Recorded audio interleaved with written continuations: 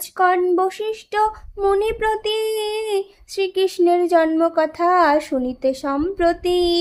ভাদ্র মাসে কৃষ্ণপক্ষে অষ্টমী তিথিতে কিবা হেতু জনার্দন জন্মেন ধরাতে। বশিষ্ঠ কহেন রাজা শুনো ভক্তি মনে, নারায়ণ স্বর্গ ত্যাজি কিসের কারণে। এই পৃথিবীতে জন্মে দৈব কি উদরে, সেই পুণ্য কথা বলি তোমারও গোচরে। পূর্বকালে কংসাসুর নামে নরপতি, অহংকারে মত্ত হয়ে থাকি দিবারতি। পৃথিবীর দুঃখ দশা দেখি শূলপাণি, ক্রোধেতে অধীর হয়ে কহে এই বাণী। দেবগণ চল যাই ব্রহ্মার সকাশে, কবির উপায় আজি কংসের বিনাশে। অনন্তর মহেশ্বর দেবগণে লয়ে, গমন করিল সবে ব্রহ্মার আলয়ে। ব্রহ্মা তবে হংস পৃষ্ঠে করি আরোহণ, ক্ষীরোদ সাগরে যান লয়ে দেবগণ। সাগরের তীরে স্তব করে সুরগণ, স্তবে তুষ্ট হইলেন দেবনারায়ণ। কিবা হেতু করেছ হেতাই আগমন, ব্রহ্মা বলিলেন প্রভু করি নিবেদন। শিব বরে বলিয়ান হয়ে কংসাসুর, পৃথিবীরে দেয় সদা যাতনা প্রচুর।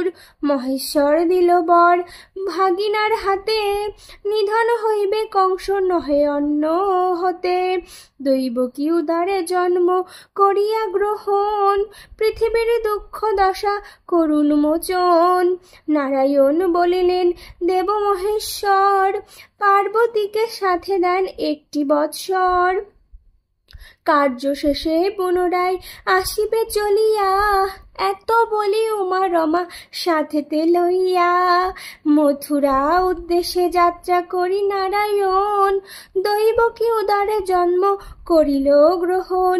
ভাদ্র মাস কৃষ্ণপক্ষ অষ্টমী তিথিতে, বুধবার রোহিণী নক্ষত্র নিষাধেতে।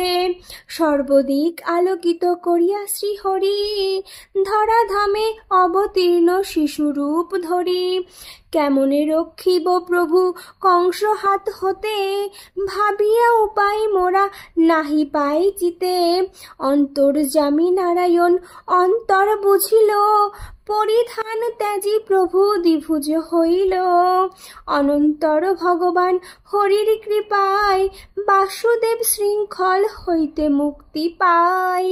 মায়াময় শ্রীহরির আশ্চর্য মায়াতে, রক্ষীগণ অচেতন হইল নিদ্রাতে।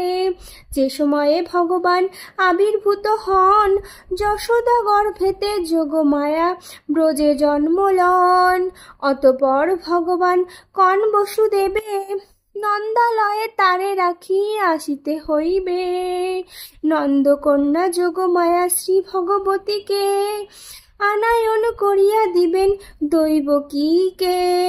যেই কালে বসুদেব গমন করিল, কারাগৃহে লোহদ্বার মুক্ত হয়ে গেল। মন্দ মন্দ মেঘগণ করিয়ে গর্জন, মৃদু মন্দ বৃষ্টিধারা হতেছে পতন। স্বয়ং অনন্তদেব সর্বরূপ ধরি, বাড়ি নিবারণ জন্য কৃষ্ণ শিষ্য পরি। ছত্রের মতন ফনা করিয়া ধারণ, শ্রী বসুদেবের সাথে তিনি করেন গমন।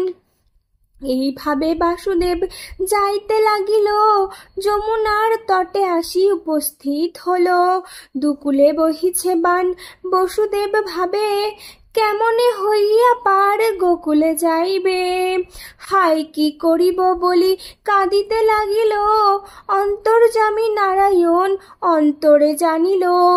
দেখিতে দেখিতে জল আসিল কমিয়া, শিবা রূপে পার হয়ে যান মহামায়া।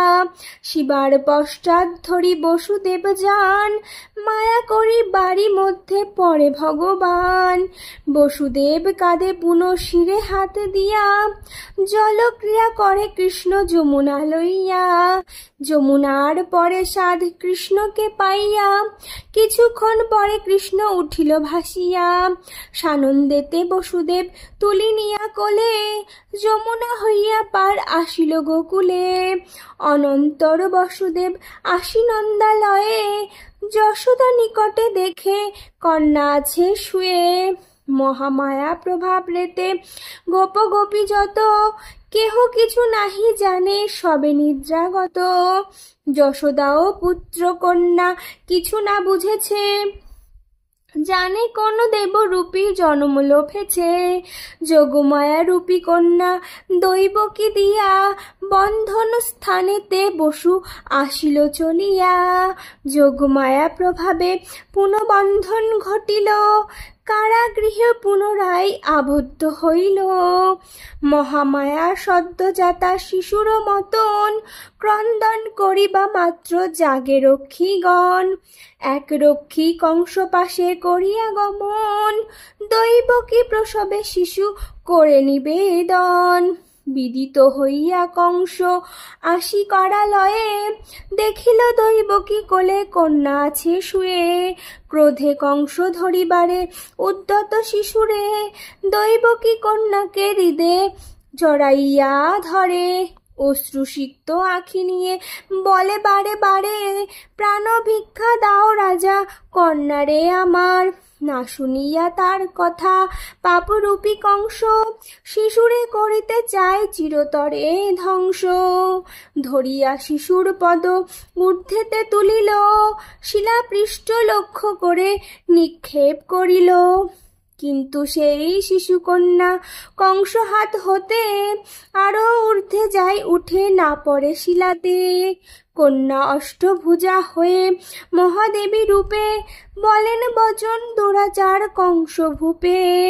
দুষ্ট দুরাচার কংস শুনোরে বচন, কিবা লাভ হবে বোধি আমারও জীবন।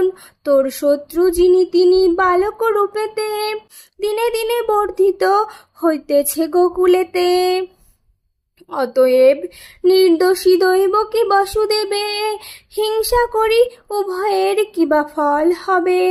তারপর অষ্টভুজা মাতা ভগবতী, গেলেন কৈলাস ধামে যথা পশুপতি। মহামায়া বাক্য কংস করিয়া শ্রবণ, দেবকীর করে বন্ধন মোচন। তৎপরে কিরূপে শত্রু করি বিনাশন, পরামর্শ করে কংস লয়ে মন্ত্রীগণ। জন্মাষ্টমী ব্রত কথা হলো সমাপন, জয় কৃষ্ণচন্দ্র বলি ডাকো সর্বজন। কৃষ্ণ জন্মাষ্টমী ব্রত করে যেই জন, সকল সদিচ্ছা তার হইবে পূরণ। রোগ শোক দূরে যায় শান্তি পায় মনে, জন্মাষ্টমী ব্রত কথা যেই জন শোনে। হে গোলকপতি কৃষ্ণ প্রার্থনা চরণে, এ অধমে কৃপা করো আপনার গুণে।